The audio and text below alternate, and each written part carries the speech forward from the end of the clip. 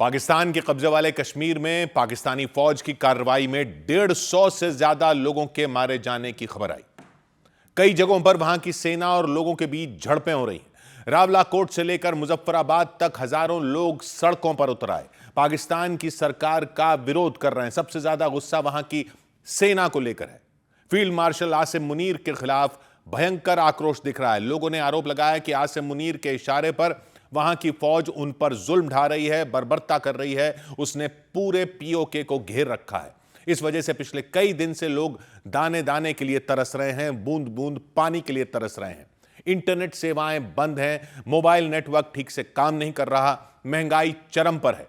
इन समस्याओं को लेकर जब वो प्रदर्शन कर रहे हैं तो पाकिस्तान की फौज उन पर गोलियां बरसा रही है। उन्होंने आरोप लगाया, उनकी आवाज को दबाने की कोशिश कर रही है। और इसके खिलाफ पाकिस्तान के कब्जे वाले कश्मीर के लोगों ने बड़ा आंदोलन छेड़ दिया है। ज्यादातर इलाकों में लोग काम धंधा छोड़कर रैलियां निकाल रहे हैं। पीओके के भिंबर में भी लोगों का गुस्सा फूट पड़ा, लेकिन जब वो सड़कों पर उतरे तो पाकिस्तान की सेना ने उन पर गोलियों की बौछार कर दी।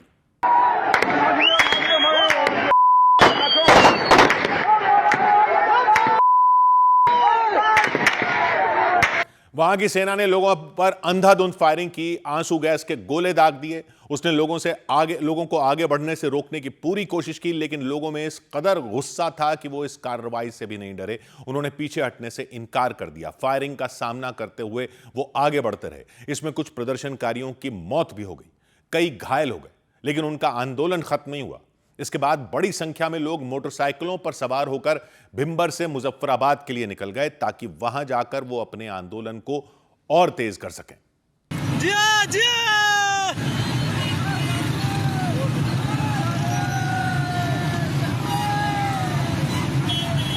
मुजफ्फराबाद में पिछले कई दिनों से पीओके के कई छात्र संगठन जुटे हुए हैं, कई सामाजिक संगठन जुटे हुए हैं। वो अपने आर्थिक अधिकारों की मांग कर रहे हैं, राजनीतिक अधिकारों की मांग कर रहे हैं। उनकी मांग है कि पीओके के लोगों को उनका हक दिया जाए, उनके हिस्से की सुविधा दी जाए, उनके साथ पक्षपात न किया जाए, उनका शोषण न किया जाए। लोगों का आरोप है इस क्षेत्र से संसाधन तो लिए जाते हैं, लेकिन जब सस्ती बिजली देने की बारी आती है तो पाकिस्तान की सरकार उन्हें राहत नहीं देती। सस्ता आटा देने की बारी आती है तो उन्हें राहत नहीं मिलती। इसे लेकर ही लोगों में भारी गुस्सा है। इसी वजह से पाकिस्तान के कब्जे वाले कश्मीर में लोगों का गुस्सा फूट पड़ा। लेकिन पाकिस्तानी सेना की बर्बरता पीओके के पलंदरी में भी दिखी। वहां भी उसने प्रदर्शनकारियों पर अचानक फायरिंग शुरू कर दी। देख सकते हैं आप, सीधी स्ट्रेट फायरिंग की जा रही है, सीधी स्ट्रेट फायरिंग की जा रही है जी आवाम पे। थोड़ी देर तक तो किसी को कुछ भी समझ नहीं आया। लोग इधर उधर भागकर अपनी जान बचाते दिखे, गोलियों से बचते नजर आए, लेकिन कुछ देर बाद वो दोबारा आए, इतनी मजबूती के साथ कि उन्होंने फायरिंग कर रहे पाकिस्तान की सेना के जवानों को खदेड़ दिया। सैकड़ों की संख्या में जुटी भीड़ ने उन्हें भागने पर मजबूर कर दिया। लोगों के विरोध को देखते हुए वहां की सेना के कुछ जवान तो अपने जूते छोड़कर भाग गए। बाद में प्रदर्शनकारियों ने उन जूतों को डंडों पर टांग कर प्रदर्शन किया। आरोप लगाया कि पीओके के ज्यादातर इलाकों में पाकिस्तान की सेना की वजह से हालात बिगड़े। वो तो शांति से प्रदर्शन कर रहे थे, लेकिन उन पर हिंसक कार्रवाई की गई, गोलियां चलाई गई, बड़ी संख्या में गिरफ्तारियां हुई। यह प्रदर्शन पीओके के मुजफ्फराबाद में हुआ, रावलाकोट में हुआ, भिंबर में हुआ, पलंदरी में हुआ, डडियाल में हुआ, कई दूसरे इलाकों में भी हुआ। सभी जगहों पर लोगों ने पाकिस्तान की सरकार पर अपना गुस्सा उतारा, आसिम मुनीर पर अपना गुस्सा उतारा, आर पार की लड़ाई लड़ने का ऐलान किया। अपने हक को पाने के लिए किसी भी हद तक जाने की उन्होंने चेतावनी दी। इन प्रदर्शनों की अगुवाई जेएएसी नाम के संगठन ने की। पीओके के कई संगठन इससे जुड़े हुए हैं। सामाजिक संगठनों के साथ साथ मानवाधिकार संगठन भी जेएएसी से जुड़े हुए हैं। इसके जरिए स्थानीय मुद्दों को उठाया जाता रहा है। सस्ती बिजली की मांग हो, सस्ते आटे की मांग हो, टैक्स का बोझ घटाने की मांग हो, लोगों को उनके अधिकार दिलाने की मांग हो, यह संगठन लोगों के हर मुद्दे को उठाता रहा है। लेकिन पाकिस्तान की सरकार ने कुछ रोज पहले इस पर पाबंदी लगा दी थी। लोगों में गुस्से का एक कारण यह पाबंदी भी है। वहां की सरकार पर लोग दबाव बना रहे हैं कि जेएएसी पर लगे प्रतिबंध को हटाया जाए, उनकी मांगों को न दबाया जाए। पाकिस्तान की सरकार पर दबाव बनाने के लिए ही मुजफ्फराबाद में वो इकट्ठा हो रहे हैं। जो लोग वहां नहीं पहुंच पा रहे, वो अपने इलाके में ही प्रदर्शन कर रहे हैं। रावलाकोट में भी सड़कों पर लोगों का हुजूम दिखा। अपनी मांगों को लेकर वहां भी सैकड़ों लोगों ने रैलियां निकाली, पैदल मार्च किया। नारे लगाए, आंदोलन और तेज करने की धमकी दी। एक रोज पहले रावलाकोट में प्रदर्शनकारियों पर गोलियां चलाई गई थी। वहां की पुलिस ने फायरिंग करके कई लोगों की जान ले ली थी और लोगों ने दावा किया कि पीओके के अलग अलग इलाकों में पिछले 2 दिन में 150 से भी ज्यादा प्रदर्शनकारियों की मौत हो चुकी है। वो पाकिस्तान की सेना और पुलिस की गोलियों का शिकार हुए। बड़े पैमाने पर नरसंहार हुआ। उन्होंने आरोप लगाया मरने वालों का आंकड़ा जानबूझकर छुपाया जा रहा है ताकि दुनिया को यह पता न चल सके कि वहां के हालात क्या हैं। उनके मुताबिक पाकिस्तानी सेना घायलों की मदद तक नहीं करने दे रही। जो लोग घायलों को अस्पताल ले जाने की कोशिश करते हैं उन्हें भी मारा पीटा जा रहा है। हमारे लोगों की डेड बॉडीज को गायब किया जा रहा है और उधर बाद में ये साबित करेंगे कि इधर कुछ हुआ ही नहीं। बहरहाल इंशाअल्लाह मुझे पूरी उम्मीद है हमारे लोग कामयाब होंगे। पाकिस्तानी सेना की इस कार्रवाई पर भड़के लोगों ने सबसे बड़ी लड़ाई लड़ने का ऐलान कर दिया। उन्होंने पाकिस्तान की सरकार को चेतावनी दी कि जब तक उनकी मांगें पूरी नहीं हो जाती तब तक वो अपना आंदोलन जारी रखेंगे। लोगों ने अलग अलग रैलियों में साफ किया कि या तो पाकिस्तान की सरकार पीओके के सभी लोगों को एक साथ खत्म कर दे या फिर उन्हें उनका हक दे। उनके मुताबिक पाकिस्तान की सरकार के पास दम नहीं है कि वो भारत पर परमाणु बम गिरा सके, इसलिए वो परमाणु बम पीओके में ही गिरा दे ताकि यह मसला ही खत्म हो जाए, क्योंकि वो अपना हक लेने के लिए इस बार किसी भी हालत में पीछे नहीं हटेंगे। लाओ एक एटम बम का गोला हम पे मार दो, बात खत्म हो जाएगी, वरना एक भी जिंदा रहेगा तो हक के मलकियत, हक की आजादी, हक के इख्तियार की लड़ाई को आगे बढ़ाएंगे इंशाअल्लाह ताला। प्रदर्शनकारियों ने धमकी दी वो पाकिस्तान के किसी भी कानून को नहीं मानेंगे जब तक सरकार उनकी बात नहीं मान लेती। अगर उनकी आवाज नहीं सुनी गई तो वो इसके लिए जान देने के लिए भी तैयार है। लड़ोगे, मरोगे, आज कोई माई का लाल हमें नहीं रोक सकता, किसी सूरत हम नहीं रुकेंगे। पीओके के ज्यादातर इलाकों में इसी तरह के हालात दिखे। लोग पाकिस्तान की सरकार के खिलाफ भयंकर गुस्से में नजर आए और पाकिस्तान के कब्जे वाले कश्मीर में वहां की सेना की कार्रवाई के खिलाफ ब्रिटेन में भी एक बार फिर हंगामा हुआ। ब्रिटेन के ब्रैडफोर्ड में पीओके के रहने वाले लोगों ने पाकिस्तान के कॉन्सुलेट पर, वाणिज्य दूतावास के बाहर नारेबाजी की। एक रोज पहले लंदन में मौजूद पाकिस्तान के उच्चायोग के बाहर भी कई प्रदर्शनकारी जुटे थे। उन्होंने ब्रिटेन की सरकार से इस मामले में दखल देने की मांग की थी। इसके अगले दिन ब्रैडफोर्ड में भी प्रदर्शन हुआ। वहां रहने वाले पाकिस्तान के कब्जे वाले कश्मीर के लोगों ने पाकिस्तान के खिलाफ नारे लगाए, उसके वाणिज्य दूतावास के बाहर खड़े होकर। आवाज दो, बहुत शुक्रिया, आवाज दो, आवाज दो। उन्होंने आरोप लगाया पीओके में पाकिस्तान की सेना अत्याचार कर रही है, सैकड़ों लोगों की जान ले रही है। भारत ने भी इस मुद्दे पर बयान दिया। विदेश मंत्रालय के मुताबिक पाकिस्तान पीओके में बर्बर कार्रवाई कर अपनी नाकामियों को छिपा रहा है। भारत ने अंतर्राष्ट्रीय समुदाय से अपील की कि वो इन घटनाओं पर पाकिस्तान से जवाब मांगे। हम उम्मीद करते हैं कि अंतर्राष्ट्रीय समुदाय पाकिस्तान को अपने दुष्कर्मों और अत्याचारों के लिए जवाबदेही ठहराएगा। इस बीच पाकिस्तान में अलग सिंधु देश की मांग करने वाले संगठन जेएसएमएम ने भी उन्हें भारत सरकार और भारतीय सेना से मदद की अपील की। उसने सोशल मीडिया पर लिखा कि भारत पीओके में हो रहे अत्याचार को रोकने में सक्रिय भूमिका निभाए, वहां के लोगों को उनके अधिकार दिलाने में उनकी मदद करे। जेएसएमएम के मुताबिक न सिर्फ पीओके बल्कि सिंध प्रांत और पाकिस्तान के कई दूसरे इलाकों में भी जहां लोगों पर जुल्म ढाए जा रहे हैं, वहां के लोगों के लिए भारत आगे आए। उसने संयुक्त राष्ट्र से भी इसी तरह की अपील की, अंतर्राष्ट्रीय मानवाधिकार संगठनों से भी इसी तरह की अपील की। लिखा कि यह संगठन पीओके समेत पूरे पाकिस्तान में हो रहे जुल्म की जांच करें। इधर दिल्ली में पुलिस ने हाशिम बाबा गैंग के एक शूटर को मुठभेड़ के बाद गिरफ्तार करने का दावा किया।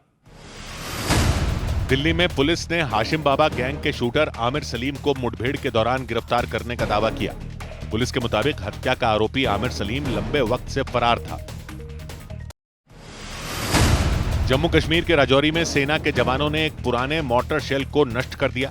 नौशेरा इलाके में सेना के जवान उस मोटर शेल को सुरक्षित जगह पर ले गए और विस्फोट कर उसे नष्ट कर दिया गया। भोपाल में ट्विशा शर्मा केस में सास गिरिबाला सिंह कोट जेल में वीआईपी सुविधाएं दिए जाने के आरोप लगने के बाद प्रशासन ने डिप्टी जेलर को हटा दिया। सूत्रों के मुताबिक बड़े अधिकारियों ने जांच के बाद एक रिपोर्ट सौंपी थी जिसके बाद भोपाल सेंट्रल जेल की डिप्टी जेलर जया यादव पर कार्रवाई की गई। बिहार के रक्सौल में भारत और नेपाल की सीमा से स्विट्जरलैंड की एक महिला और म्यांमार के एक युवक को पुलिस ने गिरफ्तार किया।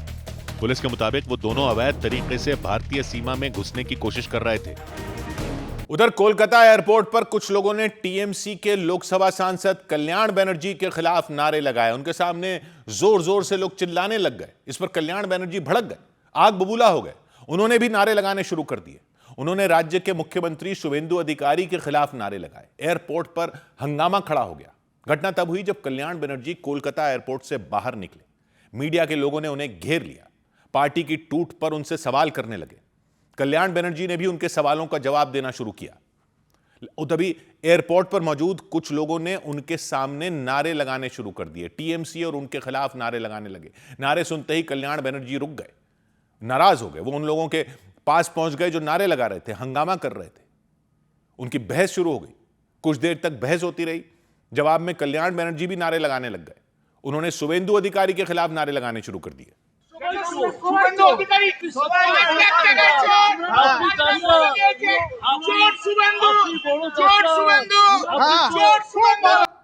कल्याण बनर्जी नारे लगाते हुए अपनी कार की तरफ बढ़ गए। उनके पीछे पीछे कुछ लोग चलते नजर आए। वो लोग टीएमसी के खिलाफ अपनी भड़ास निकालते रहे थे, टीएमसी के खिलाफ नारेबाजी करते रहे थे।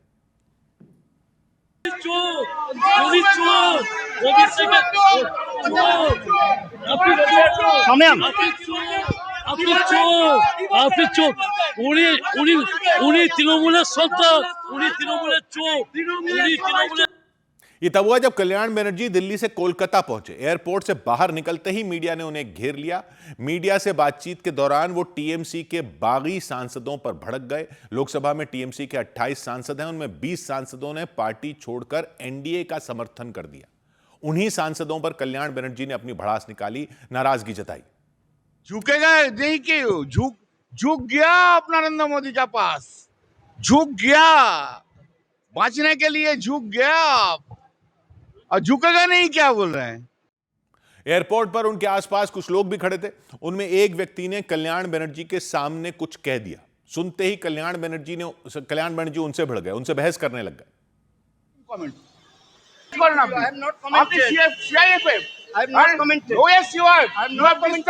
আপনি কমেন্ট করছেন কেন? আপনি কমেন্ট করবেন না, সব শুনেছি। শুনুন, কমেন্ট করবেন না, অত পীর নন আপনারা। उस व्यक्ति पर गुस्सा निकालने के बाद कल्याण बनर्जी एक बार फिर मीडिया से बात करने लगे। उसी दौरान कुछ लोगों ने टीएमसी का विरोध शुरू कर दिया, नारेबाजी शुरू कर दी। कल्याण बनर्जी आपा खो बैठे। उन्होंने इसका विरोध किया। जब लोग नहीं माने तो उन्होंने बीजेपी के खिलाफ नारे लगाए। थोड़ी देर बाद वो वहां से चले गए।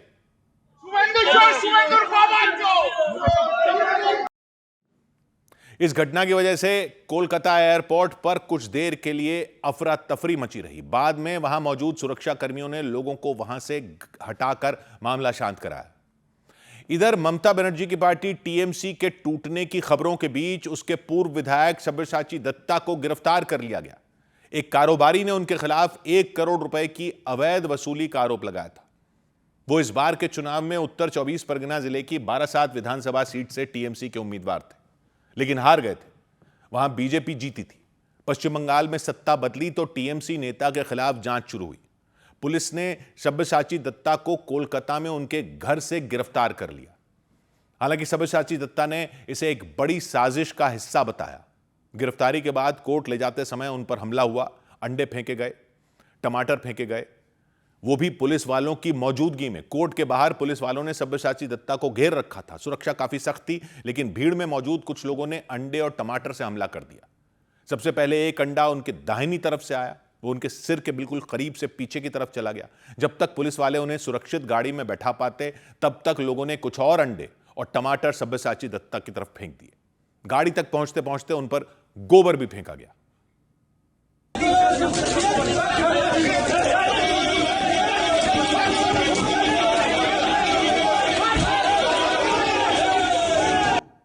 अफरा तफरी हो गई तो फुर्ती दिखाते हुए पुलिस वालों ने उन्हें गाड़ी में बैठा लिया। पुलिस कह रही जांच के दौरान कुछ और कारोबारियों ने आरोप लगाया कि टीएमसी नेता सब्यसाची दत्ता ने उनसे भी अवैध तरीके से पैसों की वसूली की थी, धमकी दी थी। हालांकि सब्यसाची दत्ता ने सभी आरोपों को गलत बताया, दावा किया कि अगर दोष साबित होता है तो उन्हें फांसी पर चढ़ा दिया जाए। অভিযোগ তো যে কেউ করতে পারে, 1 কোটি কেন 100 কোটিও বলতে পারে। সে 1 টাকাও দিয়েছে যদি প্রমাণ করাতে পারে আমাকে ফাঁসি কাটে তুলে। सब्यसाची दत्ता टीएमसी के बड़े नेता हैं। उनकी गिनती अभिषेक बनर्जी के करीबियों में होती है। विधाननगर के मेयर भी रह चुके हैं, न्यू टाउन विधानसभा सीट से विधायक भी रह चुके हैं। इलाके में दबदबा हुआ करता था, कहते हैं।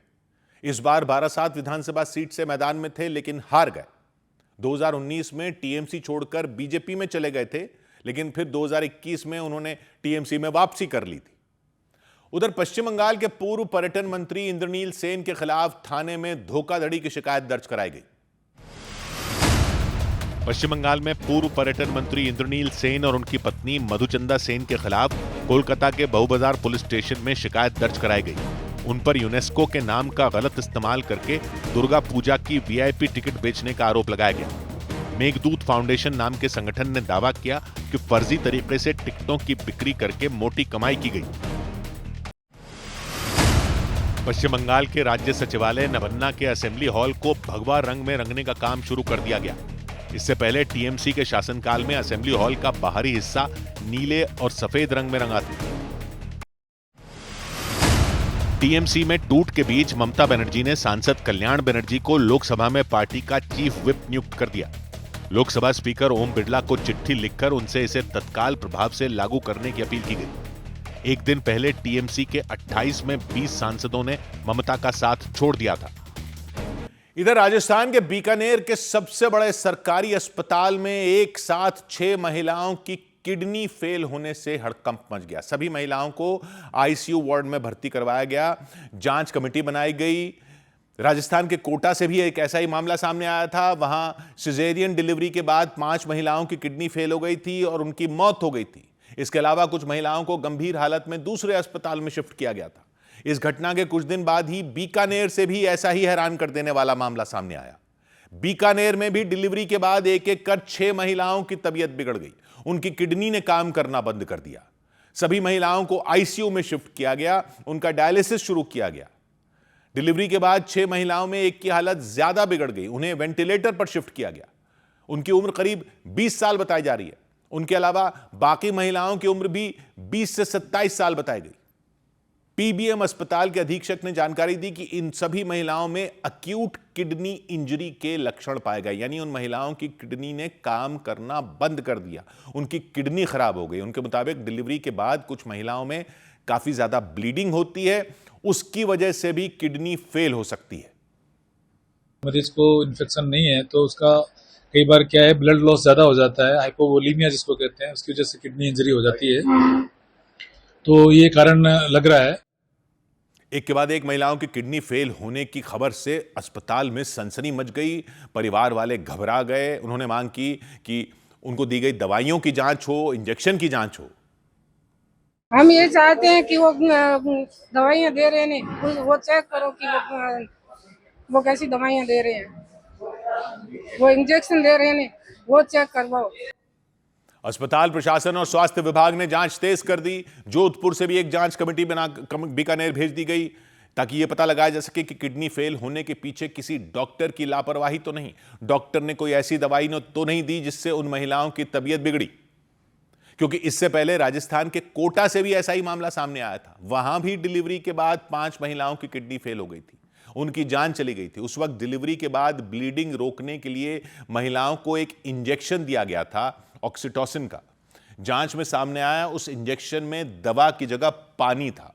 इसलिए जब डिलीवरी के बाद उन महिलाओं को वो इंजेक्शन दिया गया तो उनकी तबीयत बिगड़ गई थी। उनके परिजनों ने आरोप लगाया था कि इंजेक्शन की वजह से मरीजों की किडनी फेल हो गई थी। इसके बाद उनकी मौत हुई थी। और कोटा के बाद जब बीकानेर में भी डिलीवरी के बाद महिलाओं की किडनी फेल हुई तो कांग्रेस राज्य सरकार पर हमलावर हो गई। कांग्रेस ने आरोप लगाया कि अगर कोटा वाले मामले में कार्रवाई की गई होती तो दोबारा इस तरह की लापरवाही नहीं हुई होती। गोविंद सिंह डोटासरा ने इस मामले को लेकर स्वास्थ्य मंत्री का इस्तीफा तक मांग लिया। पूरी तरीके से सरकार कानों में रुई डाले बैठी है और कोई सुनवाई नहीं कर रही है। लोगों की हेल्थ के बारे में उनकी संवेदनशीलता बिल्कुल भी नहीं है। स्वास्थ्य मंत्री कह रहे हैं कोटा और बीकानेर वाले मामले अलग अलग हैं, दोनों मामलों का एक दूसरे से कोई लेना देना नहीं है। उन्होंने बताया कि कोटा में सिजेरियन डिलीवरी के बाद एक साथ 5 महिलाओं की किडनी फेल हुई थी, जबकि बीकानेर में जिन महिलाओं की किडनी फेल हुई उनमें 3 महिलाओं की डिलीवरी सर्जरी में हुई थी, 2 महिलाओं की नॉर्मल डिलीवरी हुई थी, 1 महिला तो डिलीवरी के बाद अस्पताल आई थी। इसके अलावा कोटा में जिन 5 महिलाओं की मौत हुई थी वो एक ही दिन अस्पताल में भर्ती हुई थी, एक ही दिन उनकी डिलीवरी भी हुई थी, जबकि बीकानेर वाली महिलाएं अलग अलग दिन अस्पताल में भर्ती हुई थी। 3 सिजेरियन थे और 2 नॉर्मल डिलीवरी थी। ये नहीं कि जैसे कोटा जैसे सबकी सिजेरियन में डेथ। कोटा वाला एपिसोड से कोई इसका लेना देना नहीं है, ना वो सेम कैरेक्टरिस्टिक्स थी जो कोटा के अंदर थी। स्वास्थ्य मंत्री ने जानकारी दी सभी महिलाओं की मेडिकल हिस्ट्री निकाली जाएगी, जिसके बाद यह साफ हो जाएगा कि उन महिलाओं को पहले से कोई बीमारी थी या फिर डिलीवरी के बाद किसी तरह की गड़बड़ी हुई जिसकी वजह से उनकी किडनी फेल हुई। उधर यूपी के मेरठ में एक महिला के शव को कब्र से निकालकर पोस्टमार्टम करवाया गया। उत्तर प्रदेश के मेरठ में 30 दिन बाद कब्र से एक महिला का शव निकालकर उसका पोस्टमार्टम कराया गया। परिवार वालों ने महिला के ससुराल वालों पर हत्या का आरोप लगाया। उन लोगों ने पुलिस से इस मामले में कड़ी कार्रवाई करने की मांग की। महाराष्ट्र के जलगांव में मोटरसाइकिल, कार और बस की टक्कर में 6 लोगों की मौत हो गई। जानकारी के मुताबिक मोटरसाइकिल और बस को सामने से आ रही तेज रफ्तार कार ने टक्कर मारी। हादसे में मोटरसाइकिल सवार और कार में बैठे 5 लोगों की जान चली गई। तेलंगाना में एंटी करप्शन ब्यूरो की टीम ने सड़क एवं भवन निर्माण विभाग के चीफ इंजीनियर जे मोहन नाइक के 15 ठिकानों पर छापेमारी की। जांच के दौरान 200 करोड़ से ज्यादा की संपत्ति मिलने का दावा किया गया। इधर उत्तर प्रदेश के सहारनपुर में दिन दहाड़े एक व्यक्ति की हत्या कर दी गई और बीच सड़क पर गोली मार दी गई। शिव कुमार नाम के व्यक्ति की। पुलिस कह रही है वो अपनी पत्नी को सिपाही भर्ती की परीक्षा दिलवाने आए थे, लेकिन परीक्षा सेंटर के बाहर उनके सिर में गोली मार दी गई। शिव कुमार की पत्नी आकांक्षा ने हत्या का आरोप अपने भाई और मामा पर लगाया। उनके मुताबिक उनकी आंखों के सामने उनके पति की हत्या की गई। शिव कुमार और आकांक्षा शामली के रहने वाले हैं। दोनों ने करीब 4 महीने पहले प्रेम विवाह किया था, घर वालों की मर्जी के खिलाफ जाकर। आकांक्षा का कहना है उनकी शादी से उनके परिवार वाले खुश नहीं थे, बेहद गुस्से में थे। लेकिन आकांक्षा ने यह नहीं सोचा था कि उनके परिवार वाले उनके दुश्मन बन जाएंगे, उनके पति की हत्या कर देंगे। घटना तब हुई जब शिव कुमार आकांक्षा को पुलिस भर्ती की परीक्षा दिलवाने के लिए शामली से सहारनपुर आए थे। सहारनपुर के रामपुर इलाके में गोचर इंटर कॉलेज है, वहीं उनकी पत्नी की परीक्षा थी। परीक्षा खत्म होने के बाद दोनों कार से घर जाने के लिए निकले। पुलिस का कहना है तभी आकांक्षा के भाई मंजीत और उनके मामा वहां आ गए। उन्होंने बाइक से कार का पीछा शुरू किया। थोड़ी दूर जाकर उन्होंने कार रुकवा ली। मंजीत ने बहन से घर चलने के लिए कहा। आकांक्षा ने जाने से इनकार कर दिया। इसी बात को लेकर शिव कुमार और मंजीत के बीच कहासुनी होने लगी। मारपीट की नौबत आ गई। कहासुनी में मंजीत ने तमंचा निकालकर शिव कुमार की कनपट्टी पर गोली मार दी। लड़की के सगे भाई और लड़की के सगे मामा जो शामिल हैं वो इन्हें मिले और उन्होंने इसके बाद उनका पीछा किया और मौका देखते ही जो है लड़की के पति जो कि शिव कुमार है उनके ऊपर जो है लड़की के सगे भाई ने जो है फायर कर दिया। आकांक्षा के मुताबिक शिव कुमार से शादी करने की वजह से उनके परिवार के लोग उनसे नाराज थे। उन्होंने आरोप लगाया उनके पूरे परिवार ने मिलकर उनके पति शिव कुमार की हत्या की साजिश रची। उनके आंखों के सामने उन्हें गोली मार दी। मेरे भाई ने मारा, मम्मा ने, मेरे भाई ने, तो मेरे परिवार के लोगों ने हमारी लव मैरिज के खिलाफ थे। शिव कुमार की हत्या के बाद आरोपी वहां से भाग निकले। लोगों ने पुलिस को घटना की जानकारी दी। पुलिस ने शिव कुमार को अस्पताल पहुंचाया, लेकिन तब तक देर हो चुकी थी, उनकी जान जा चुकी थी। आकांक्षा ने शक जताया इस हत्याकांड में उनके परिवार के अलावा भी कुछ लोग शामिल हो सकते हैं। उन्होंने पुलिस से आरोपियों के लिए कड़ी सजा की मांग की। अलग अलग बाइक पर थे कई सारे, मैं तो जानते ही नहीं आते 2-3 टन का दर्द था जो पर मेरे आदमी का गोली मारी नहीं इनका गोली मारा जिंदा मेरे आदमी को मारा मेरे भाइयों का गोली मारा उनका। आकांक्षा के मुताबिक उनके पति की सरकारी नौकरी लगने वाली थी। 3 मार्च को उन्हें ज्वाइनिंग लेटर भी मिल गया था। सब कुछ ठीक चल रहा था, दोनों बेहद खुश थे, लेकिन उनके परिवार वालों ने उनकी खुशियां उजाड़ दी। उधर उत्तर प्रदेश के कानपुर में फर्जी मार्कशीट और डिग्री बनाने वाले गिरोह का पुलिस ने पर्दाफाश करने का दावा किया। पुलिस ने गिरोह के मास्टरमाइंड समेत 4 लोगों को गिरफ्तार कर लिया। कानपुर के पुलिस कमिश्नर ने जानकारी दी कि जैसे जैसे जांच आगे बढ़ी, एक एक कर इस गिरोह के फर्जीवाड़े की परतें खुलती चली गई। गिरोह केवल हाई स्कूल, इंटरमीडिएट या ग्रेजुएशन की फर्जी मार्कशीट ही नहीं बना रहा था, बल्कि पीएचडी की भी फर्जी डिग्री तैयार कर देता था। गिरोह के तार कनाडा और ब्रिटेन तक जुड़े होने का दावा किया पुलिस कमिश्नर ने कि विदेश में बैठे गिरोह से जुड़े लोग नौकरी दिलवाने के नाम पर फर्जी डिग्री और डिप्लोमा तैयार करवाते थे और उनका वेरिफिकेशन भी यह गिरोह खुद ही कर लेता था। मतलब मार्कशीट और डिग्री का पूरा खेल ही झूठ, फरेब और फर्जीवाड़े पर चल रहा था और बदले में ग्राहकों से मोटी रकम वसूली जाती थी। इस गिरोह के काम करने का तरीका जानकर समझकर कानपुर के पुलिस कमिश्नर रघुवीर लाल भी दंग रह गए। उन्होंने बताया कि जांच के दौरान पता चला कि इस गिरोह का नेटवर्क पूरे देश में फैला था। फर्जी मार्कशीट और डिग्री को बाकायदा कुरियर के जरिए देश के अलग अलग शहरों में भेजा जाता था। यहाँ पर फर्जी मार्कशीट का बनाने का पूरा रैकेट चला रहे थे और पूरे देश के अलग अलग शहरों में कुरियर के माध्यम से मार्कशीट, सर्टिफिकेट्स भेजने का काम कर रहे थे। यह गिरोह कितनी सफाई से काम करता था, इसका उदाहरण खुद पुलिस कमिश्नर ने मीडिया के सामने दिखाया। उन्होंने इस गिरोह का बनाया हुआ एक सर्टिफिकेट दिखाया। दिखने में बिल्कुल असली जैसा था। मोहर, लोगो, होलोग्राम और छपाई सब कुछ असली जैसा। मतलब ऐसा कि बिना जांच के इस फर्जी सर्टिफिकेट को पकड़ पाना मुमकिन ही नहीं। पुलिस ने इस गिरोह के कुछ सदस्यों को पहले भी पकड़ा था। जांच टीम कड़ी से कड़ी जोड़ते हुए उस प्रिंटिंग प्रेस तक पहुंच गई जहां से फर्जीवाड़े का यह पूरा खेल चल रहा था। गिरफ्तारी के साथ ही पुलिस ने प्रिंटिंग प्रेस से फर्जी मार्कशीट और डिग्री बनाने में इस्तेमाल होने वाला सामान बरामद किया। छापेमारी में पुलिस को वहां से कंप्यूटर मिला, प्रिंटर मिला, प्रिंटेड मार्कशीट मिली, डिग्रियां मिली, प्रिंटिंग के लिए रखा सादा पेपर मिला, अलग अलग तरह के 80 होलोग्राम मिले, होलोग्राम बनाने वाली डाई मिली और छपाई में इस्तेमाल होने वाली दूसरी छोटी छोटी चीजें मिली। पुलिस टीम को उस प्रिंटिंग प्रेस से देश भर के अलग अलग विश्वविद्यालयों के करीब 150 रबर स्टैंप भी मिले। उत्तर प्रदेश, बिहार, झारखंड, छत्तीसगढ़, मध्य प्रदेश, आंध्र प्रदेश, कर्नाटका की विश्वविद्यालय भी इसमें है और ऐसे में इनके सिंडिकेट में जो मनी का ट्रांजैक्शन हुआ वो भी एक फैक्टर है। 1 करोड़ से ज्यादा का 3 महीने में ट्रांजैक्शन हुआ और विदेश की कई यात्राएं भी हुई। पुलिस ने एक आरोपी पकड़ा है, जियाउल हसन। उसे इस गिरोह का मास्टरमाइंड बताया।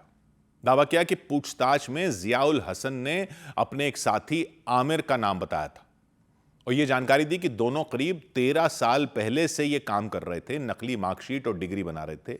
बिना स्कूल गए, बिना कॉलेज गए लोगों को मार्कशीट और डिग्री बनाकर देते थे।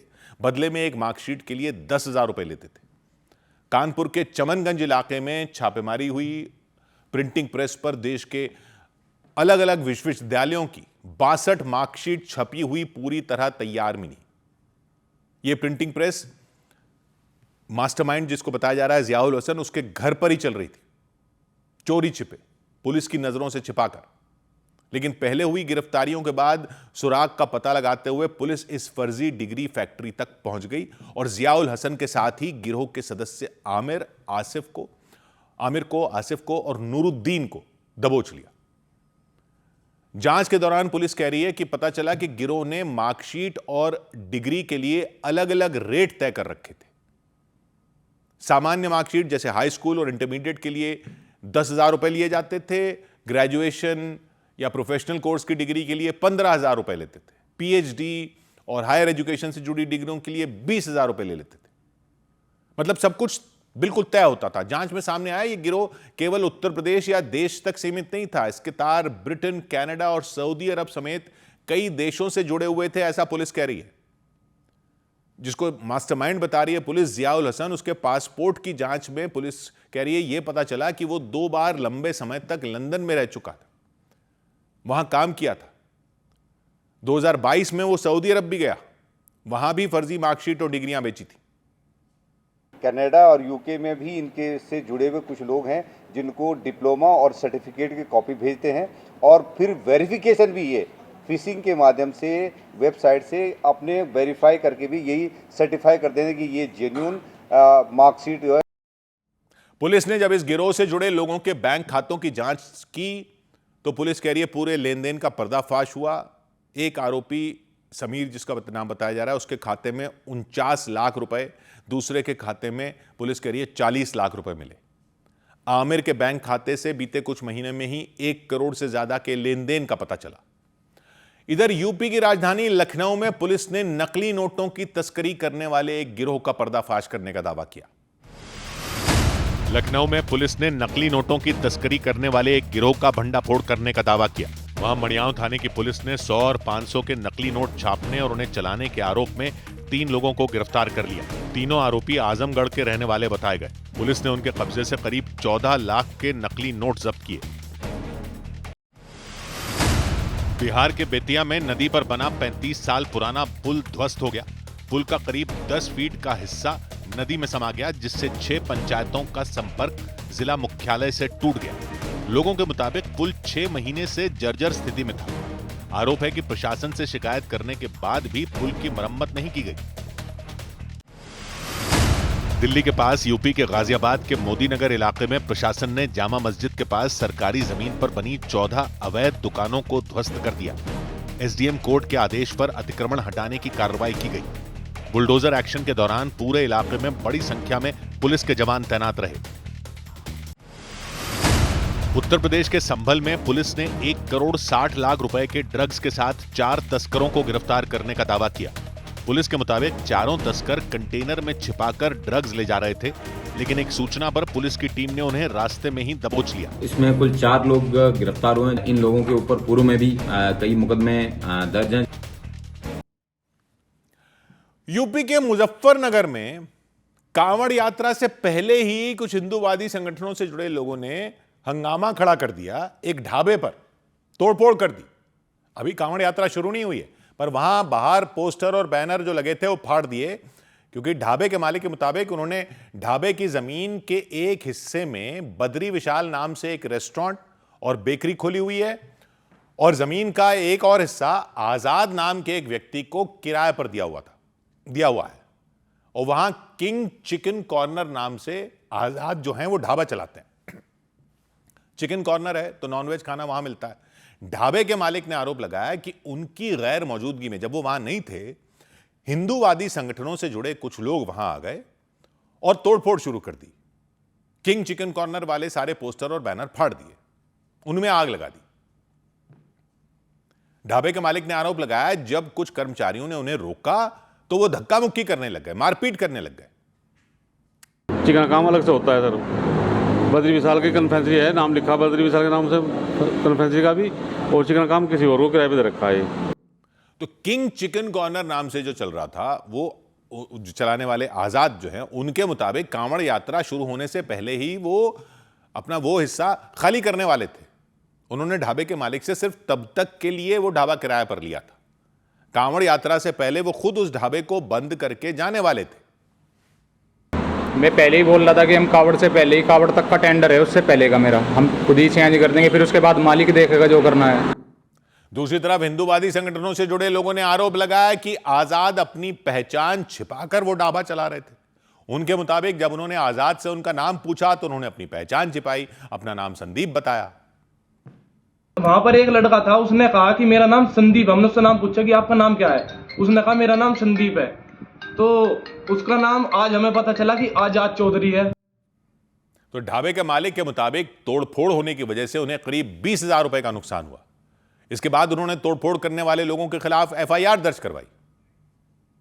एक बद्री विशाल रेस्टोरेंट करके था, उसमें जो है कुछ लोग तोड़फोड़ किए थे, जिसमें कुछ आपत्तिजनक बातों को लेकर के पुलिस ने तोड़फोड़ करने के आरोप में 3 लोगों को गिरफ्तार कर लिया, उनका चालान काटा, साथ ही चेतावनी दी कि कानून को हाथ में लेने वालों के खिलाफ सख्त से सख्त कार्रवाई होगी।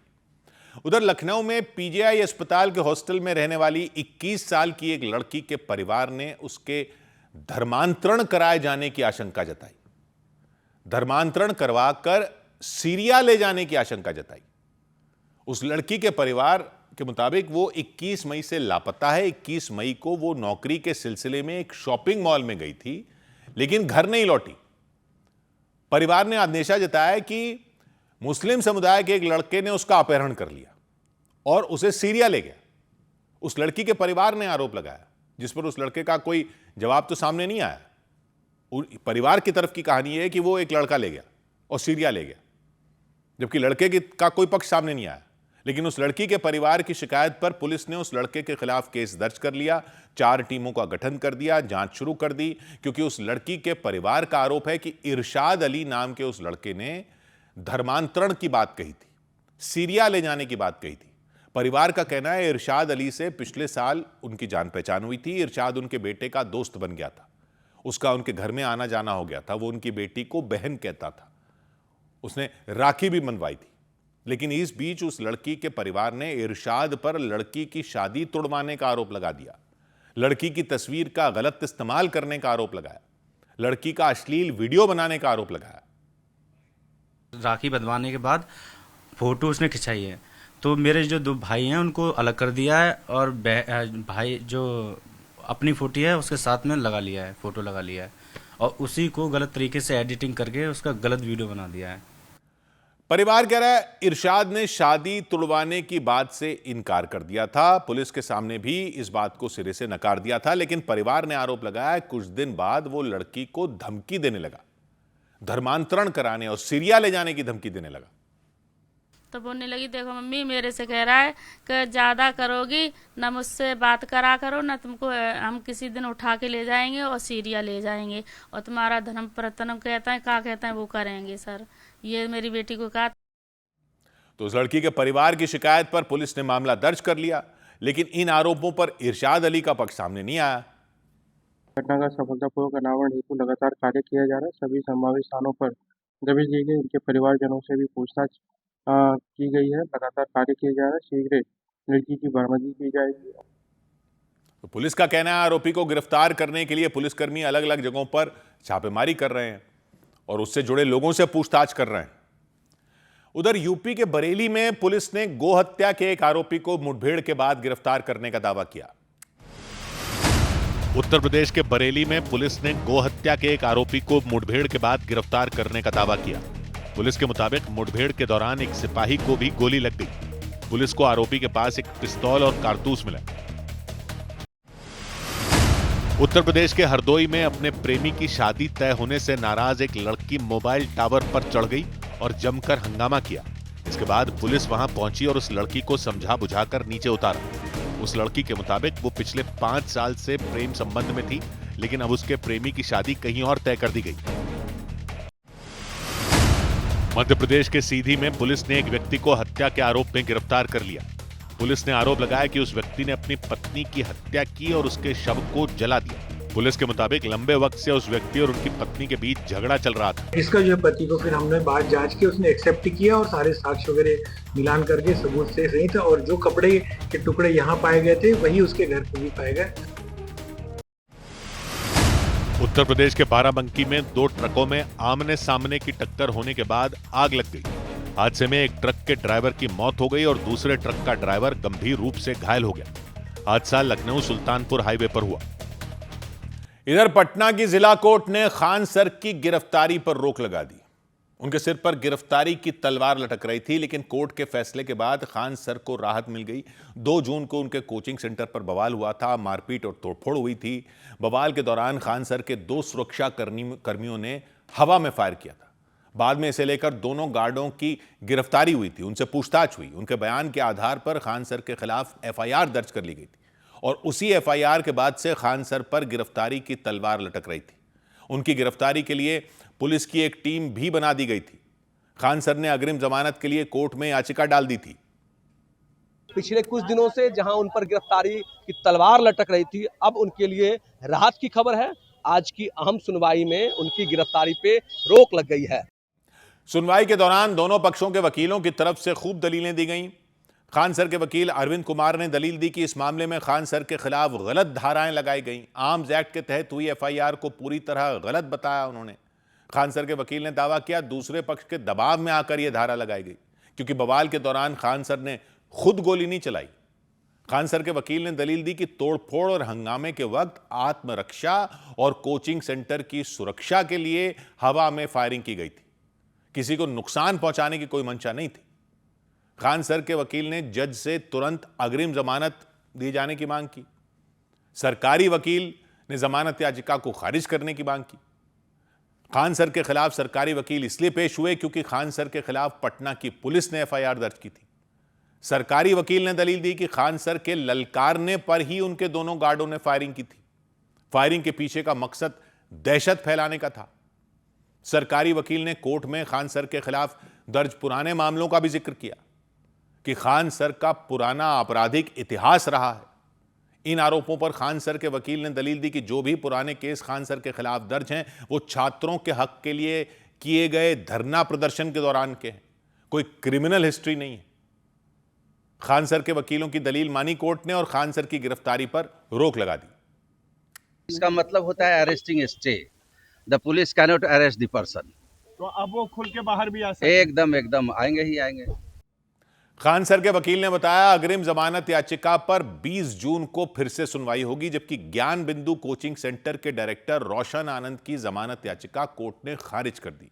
रोशन आनंद और उनके 2 सहयोगियों पर खान सर ने एफआईआर दर्ज करवाई थी। हमले के बाद से ही वो जेल में बंद है। उधर उत्तर प्रदेश के मेरठ की रहने वाली एक मॉडल ने वसीम नाम के एक लड़के पर आरोप लगाया है कि उन्होंने उन पर धर्म परिवर्तन के लिए दबाव डाला और मना करने पर उन्होंने किसी दूसरी लड़की से शादी कर ली। पहले उनसे शादी के लिए कहा था। मॉडल का कहना है वसीम ने पहले उन्हें शादी का झांसा दिया था। उन्हें मुंबई ले गए थे, वहां उनके साथ करीब 11 साल तक रहे, पति पत्नी की तरह रहे। वो गर्भवती भी हुई और जब वो शादी के लिए कहती थीं तो वसीम उन पर धर्म बदलने का दबाव बनाते थे, ये लड़की कह रही है। सारे आरोप मॉडल की तरफ से लगाए गए। 11 साल वो साथ रही, अब वो कह रही हैं कि ये सब होता रहा। वसीम और उनका परिवार क्या कह रहा है ये अभी पता नहीं है। ये लड़की कह रही है, लड़की के आरोप है और लड़की की शिकायत पर पुलिस ने वसीम के खिलाफ केस दर्ज कर लिया। लड़की के मुताबिक वो मॉडलिंग करती थी। 2015 में दिल्ली में मॉडलिंग के दौरान उनकी मुलाकात वसीम से हुई। वसीम भी मेरठ के सरधना इलाके के रहने वाले हैं, उन्हें भी मॉडलिंग का शौक था, वो भी मॉडल थे। लड़की का कहना है वसीम ने उन्हें मॉडलिंग में बड़ा नाम दिलाने का सपना दिखाया, झांसा दिया कि वो उन्हें एक्टर बना देंगे, फिल्मों में काम दिलवाएंगे। लड़की कह रही है वसीम उन्हें मुंबई ले गए, फिर दोनों एक साथ रहे, मॉडलिंग का काम करने लगे। मैं मॉडलिंग करती थी, उसको भी मॉडलिंग का शौक था, तो हम लोग दोनों को मुंबई जाना था, तो हम दोनों मुंबई चले गए थे। तो मुंबई में रहते रहते हम लोगों में एक दूसरे में बॉन्डिंग हो गया, हम लोग रिलेशनशिप में आ गए थे दोनों। अब लड़की आरोप लगा रही है कि साथ वो रहे, लेकिन उस दौरान वसीम ने उन्हें शादी का झांसा दिया था, झांसा देकर और उनका यौन शोषण किया और वो गर्भवती भी हो गई थी। उन्होंने वसीम पर शादी के लिए दबाव बनाया, लेकिन वसीम ने उनसे शादी नहीं की, उनका कहना है। लड़की के मुताबिक वसीम ने जबरदस्ती उनका गर्भपात करा दिया था। मैं प्रेग्नेंट रह गई, तो मैंने कहा मुझे अबॉर्शन नहीं करना, मुझे बच्चा रखना, मुझे शादी करनी है। तो उसने बोला अगर तुम बच्चा रखोगे तो मैं तुम्हें छोड़ दूंगा। मैंने कहा नहीं, तो उसने मुझे जबरदस्ती मेरे अबॉर्शन करवा दिया। लड़की कह रही है करीब 11 साल तक वो वसीम के साथ रही और 3 बार इस दौरान गर्भवती हुई। हर बार वसीम ने उनका गर्भपात करा दिया, यह लड़की का कहना है। लड़की आरोप लगा रही कि वसीम उन पर धर्म बदलने के लिए दबाव डालते थे। उनका कहना है वसीम ये कहते थे कि जब तक वो धर्म नहीं बदलेंगी तब तक वो उनसे शादी नहीं करेंगे। वो चाहता था कि मैं धर्म परिवर्तन करूं अपना, और मैंने मना कर दिया, मैं धर्म परिवर्तन नहीं करूंगी। तो उसने उसको लगा कि तो नहीं करती, उसने अपने मजहब में अपनी बरादरी में शादी कर ली, मॉडल। तो अब लड़की कह रही जैसे उन्हें वसीम की शादी के बारे में पता चला वो उनके घर पहुंच गई और आरोप लगाया कि वहां वसीम और उनके परिवार के लोगों ने उनसे मारपीट की, उन्हें गालियां दी और उन्हें वहां से भगा दिया। बाद में वो न्याय की गुहार लगाती हुई थाने पहुंच गई। शादी का झांसा देकर इनके साथ संबंध बनाए गए और इनसे जो है कुछ पैसे भी ले लिए गए। इसमें आज ये आवेदिका थाने पर आई है, वह इनके द्वारा तहरीर प्राप्त हुई है थाना सरदना में, जिसमें मुझे मुकदमा पंजीकृत किया जा रहा है। इस मामले में वसीम और उनके परिवार ने आरोपों पर क्या कहा वो तो नहीं पता, लेकिन पुलिस ने केस दर्ज करके लड़की के लगाए आरोपों की जांच शुरू कर दी। इधर पश्चिम बंगाल के नादिया में एक प्राइवेट स्कूल में 9वीं क्लास के 2 छात्रों पर ही एक छात्रा की हत्या का आरोप लगा। पश्चिम बंगाल के नादिया जिले के एक प्राइवेट स्कूल में 7 साल की बच्ची की हत्या से सनसनी मच गई। छात्रा का शव हॉस्टल के बाथरूम से बरामद हुआ। हत्या का आरोप 9वीं क्लास में पढ़ने वाली 2 छात्राओं पर लगा। पुलिस के मुताबिक दोनों छात्राओं ने हॉस्टल से भागने की कोशिश में उस छात्रा की कलाई काट दी। उत्तर प्रदेश की राजधानी लखनऊ में 2 लड़कियों से छेड़छाड़ करने के आरोपी एक ऑटो चालक को पुलिस ने मुठभेड़ के बाद गिरफ्तार करने का दावा किया। पुलिस ने बताया दोनों लड़कियां सिपाही भर्ती की परीक्षा देने जा रही थी, तभी उनके साथ छेड़छाड़ हुई। आरोपी के पास से तमंचा और कारतूस बरामद करने का भी दावा किया गया। बॉम्बे हाईकोर्ट के पूर्व जज जस्टिस गौतम पटेल ने दावा किया कि उन्हें और उनके परिवार को जान से मारने की धमकियां दी गईं। उनके मुताबिक 2024 में दाऊदी बोहरा समुदाय के उत्तराधिकार विवाद पर दिए गए उनके फैसले के बाद से ही उन्हें धमकियां मिल रही हैं। पूर्व जज ने बताया कि धमकी भरी 3 चिट्ठियां उन्हें मिल चुकी हैं। उत्तर प्रदेश के गाजियाबाद के मोहन नगर में टायर की एक फैक्ट्री में भीषण आग लग गई। फायर ब्रिगेड की टीम ने कड़ी मशक्कत के बाद आग पर काबू पाया। बताया गया कि हादसे के वक्त फैक्ट्री में कोई मजदूर नहीं था। उधर लालू यादव के परिवार की सुरक्षा हटाए जाने के बाद आरजेडी के कार्यकर्ताओं ने सुरक्षा का जिम्मा उठा लिया। बड़ी संख्या में आरजेडी के नेता और कार्यकर्ता लालू प्रसाद यादव के घर के बाहर इकट्ठा हो गए, वहां पहरा देना शुरू कर दिया। कुछ दिनों पहले बिहार सरकार ने लालू यादव और राबड़ी देवी की Z+ सिक्योरिटी हटा दी थी। इससे नाराज होकर राबड़ी देवी ने घर से सारी सुरक्षा हटा दी, यहां तक कि घर के बाहर तैनात पुलिस कर्मियों को भी लौटा दिया। फिर आरजेडी के नेताओं और कार्यकर्ताओं ने खुद लालू परिवार की सुरक्षा संभाल ली। वो उनके घर के बाहर पहुंच गए, घर के मेन गेट के सामने कुर्सियां डाल ली और वहीं बैठ गए। पूरा मेन गेट घेर लिया। कुछ कार्यकर्ताओं के हाथ में लाठियां नजर आई। भीषण गर्मी, चिलचिलाती धूप से बचने के लिए उन्होंने आसपास पंखे भी लगा लिए। आरजेडी के नेताओं के मुताबिक लालू परिवार को सुरक्षा देने के लिए उन्होंने अलग अलग शिफ्ट तय कर ली। जो गार्ड था हमारे भगवान का, वो गार्ड को हटा लिया गया, तो हम ही लोग अब सोचते हैं कि यहाँ अपना शिफ्ट में अपना ड्यूटी करेंगे। आरजेडी के नेता कार्यकर्ता पिछले 4 दिन से लालू यादव के घर के बाहर तैनात हैं। 24 घंटे उन्हें सुरक्षा दे रहे हैं, अलग अलग शिफ्ट में काम कर रहे हैं। आरजेडी के नेताओं के मुताबिक उन्होंने इसके लिए बाकायदा एक रोस्टर तैयार कर लिया है और इस रोस्टर के हिसाब से उनकी ड्यूटी तय होती है। आज चौथा दिन हम लोग सुरक्षा प्रहरी में लगे हुए हैं और सुरक्षा में हैं और 24 घंटा रहते हैं, उसका रोस्टर बना दिए हैं। इसे लेकर लालू यादव की बेटी और सांसद मीसा भारती ने बिहार सरकार पर तंज कसा। बेरोजगारी और महंगाई जैसे मुद्दों से ध्यान भटकाने का आरोप लगाया। ये गठबंधन ने अच्छी शुरुआत की है, ये हमें सिखाया जा रहा है कि कल को आपको जनता मालिक जो है मौका देगी, तो आप इनके साथ ऐसे ही करिए। बिहार सरकार ने राबड़ी देवी को पटना के 10 सर्कुलर रोड पर मौजूद सरकारी बंगला खाली करने का आदेश दिया था। इसे लेकर सियासी बवाल खड़ा हो गया था। इसके बाद बिहार सरकार ने लालू यादव और राबड़ी देवी की सुरक्षा भी हटा दी थी। इधर मौसम विभाग ने दिल्ली एनसीआर में 2 दिन तक और भीषण गर्मी पड़ने का अनुमान जताया। दिल्ली एनसीआर में भीषण गर्मी के बीच आने वाले 2 दिनों में तापमान 44 डिग्री तक पहुंच सकता है। मौसम विभाग ने 2 दिन के बाद बारिश का अनुमान जताया। मौसम विभाग के मुताबिक दिल्ली एनसीआर, हरियाणा और उत्तर प्रदेश समेत कुछ राज्यों में बारिश हो सकती है। उत्तर प्रदेश के बागपत में एक चीनी मिल के एक हिस्से में आग लगने से अफरा तफरी मच गई। वहां वेल्डिंग का काम किया जा रहा था और वेल्डिंग के दौरान निकली चिंगारी से आग भड़क गई। उत्तर प्रदेश के कानपुर में कुर्सियों के एक गोदाम में भयंकर आग लग गई।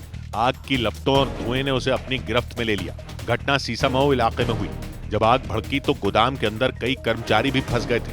हालांकि दमकल कर्मियों ने उन सभी को सुरक्षित निकाल लिया। मुंबई के पास ठाणे में टायरों के एक गोदाम में आग लग गई। घटना कल्याण इलाके की रही। उस गोदाम से ऊंची ऊंची लपटें उठती दिखी। पूरे इलाके में धुआं फैल गया। फायर ब्रिगेड की कई गाड़ियों ने मिलकर आग पर काबू पाने की कोशिश की। वहां आग कैसे लगी इसका पता नहीं चल पाया। उधर अमेरिका के राष्ट्रपति डोनाल्ड ट्रंप अपने ही एक देश की अदालत पर भड़क गए। जजों को खूब खरी खोटी सुनाई, उनके फैसले को पागलपन बता दिया। उनका गुस्सा अमेरिका की फेडरल कोर्ट पर भड़का। इस कोर्ट में उन मामलों की सुनवाई होती है जो पूरे अमेरिका से जुड़े हों, संविधान से जुड़े हों या फिर सरकार के ही खिलाफ हों, मतलब सुप्रीम कोर्ट की तरह।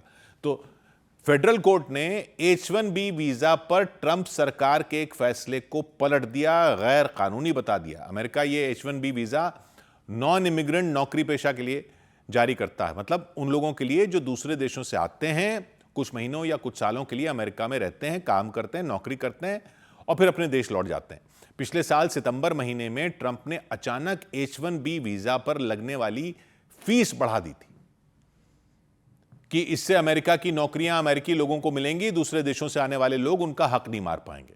तो H-1B वीजा की फीस में बढ़ोतरी भी कोई छोटी मोटी नहीं हुई थी, $1 लाख की, यानी भारतीय रुपयों में 95 लाख से भी ज्यादा रुपए। और ये उनको देना था कंपनियों को जो ये नौकरियां दे रही हैं। इसकी वजह से उन लोगों की मुश्किलें बढ़ गई जो H-1B वीजा पर अमेरिका जाते हैं। आंकड़ों के मुताबिक H-1B वीजा पर हर साल जो लोग अमेरिका पहुंचते हैं उनमें करीब 70% भारतीय होते हैं, इंजीनियर होते हैं, IT क्षेत्र में नौकरी करने वाले लोग होते हैं। ट्रंप सरकार ने इस वीजा पर लगने वाली फीस बढ़ाई तो इसका विरोध भी शुरू हो गया, मतलब मामला फेडरल कोर्ट में पहुंचा, क्योंकि जो कंपनियां H-1B वीजा देती हैं वो भी पहुंची कोर्ट में कि उनको महंगा पड़ रहा था लोगों को बुलाना। कोर्ट ने सभी पक्षों को सुना और फिर सरकार के फैसले को रद्द कर दिया। जजों ने साफ किया कि H-1B वीजा पर जो बढ़ी हुई फीस वसूली जा रही है वो गैर कानूनी टैक्स है, अवैध है। लेकिन कोर्ट के इस फैसले पर ट्रंप का पारा चढ़ गया। उनका दावा इससे अमेरिका को भारी नुकसान होगा। It's really crazy what's going on with the court system. They are giving us a very, very hard time, and they shouldn't be doing it. They're hurting our country very badly. Donald Trump की सरकार ने federal court के इस फैसले का विरोध किया। खबर है वो वहां की सुप्रीम कोर्ट का दरवाजा भी खटखटा सकती है।